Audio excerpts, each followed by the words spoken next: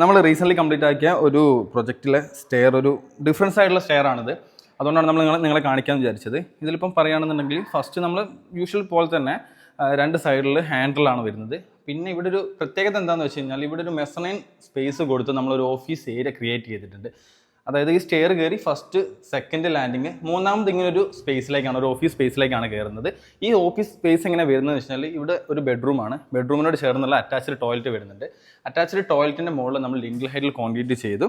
ആ കോൺക്രീറ്റ് ചെയ്തിട്ട് അതിൻ്റെ മുകളിൽ നമ്മൾ ഒരു ഓഫീസ് സ്പേസ് ആക്കിയതാണ്. പിന്നെ വുഡിലാണ് ചെയ്തിരിക്കുന്നത്. കാഴ്ചയ്ക്ക് ഒരു ഭംഗി കിട്ടാൻ വേണ്ടിയിട്ടാണ് നമ്മൾ സൈഡിൽ ഇതേപോലെ പ്രൊഫൈൽ ലൈറ്റ് ക്രിയേറ്റ് ചെയ്തു. മിനിമലായിട്ട് ഇൻറ്റീരിയർ ചെയ്യാൻ വേണ്ടി നമുക്ക് ഇതേപോലെ പ്രൊഫൈൽ ലൈറ്റും കാര്യങ്ങളൊക്കെ ചെയ്യാം. ഇപ്പം ഞാൻ കയറി നിൽക്കുന്നത് ഞാൻ താഴെ പറഞ്ഞ ആ ഒരു മെസനൈൻ സ്പേസിലാണ്. ഇവിടെ നമുക്കൊരു ഓഫീസ് സ്പേസ് ആയിട്ടാണ് ഇവിടെ ക്രിയേറ്റ് ചെയ്യാൻ വേണ്ടി നിൽക്കുന്നത്. ഒരു സിസ്റ്റം കാര്യങ്ങളും ഒരു ലൈബ്രറി കാര്യങ്ങളൊക്കെ കൂടെ വെച്ചിട്ട് ചെയ്യാൻ വേണ്ടിയിട്ടുള്ളൊരു പ്ലാനിലാണ്. അപ്പോൾ നിങ്ങൾക്ക് ഇനി ഇതേപോലെ ക്രിയേറ്റ് ചെയ്യുന്ന സമയത്ത് സ്റ്റെപ്പിനോട് ചേർന്ന് ടോയ്ലറ്റ് വരികയാണെന്നുണ്ടെങ്കിൽ ആ സ്പേസിനെ നമുക്ക് ഇതേപോലെ യൂട്ടിലൈസ് ചെയ്യാൻ പറ്റുന്നതാണ്. ഇത് നേരെ അപ്സ്റ്റെയറിൽ കയറുന്നു, ബാക്കിയുള്ള സ്പേസിലേക്കും അപ്സ്റ്റെയർ ഏരിയയിലേക്കും നമുക്ക് എത്താനും പറ്റും ഈ ഒരു സ്റ്റെയറിൻ്റെത്.